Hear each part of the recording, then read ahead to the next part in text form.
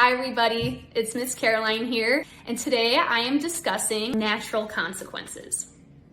So natural consequences are outcomes that result because of the behavior that were not planned or controlled. So an example of that would be the natural consequence or outcome of, let's say, a toddler in their high chair during breakfast throwing their sippy cup on the floor over and over and over because they think it's really funny. The natural consequence of that would be for you to leave that sippy cup on the floor, because that is the consequence of them throwing that sippy cup, which is the behavior. That is the natural consequence. If no one was around, if they did that and you were in a different room, they wouldn't be getting that until you decided to pick it up and give it back to them.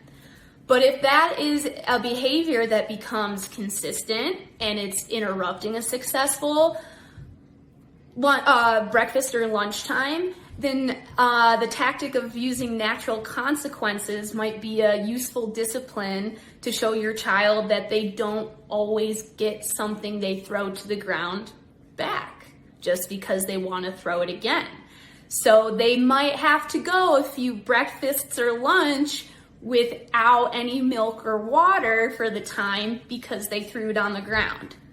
Now, another example I'll talk about is that we see with some of our older kids at Anchor Center, especially once we hit preschool age, is, let's say there's a child who is practicing using a cane, and that can be a difficult skill at first, especially when a cane is new.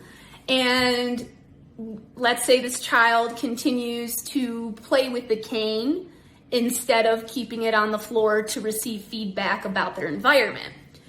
A natural consequence or an outcome that might result because of that behavior is that child missing some information and tripping over and maybe falling.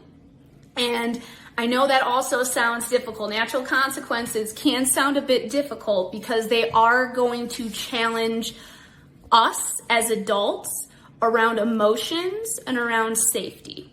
Now, if you choose to use natural consequences to teach your child that throwing a sippy cup at breakfast time is not appropriate, then it really might get them upset.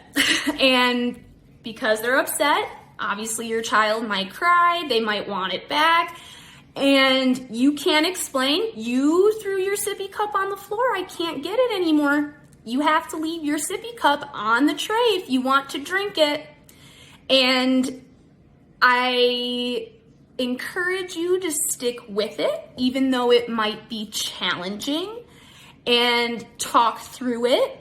And it happens to be even more successful if the next time they do, the next day at breakfast, they throw it again. That's the first thing to do. Then we're gonna wait until we're out of the high chair and then they can go get the one that they threw. Because the more consistent we are using these tactics, the more successful our children will be. And natural consequences is giving our children an opportunity to learn something.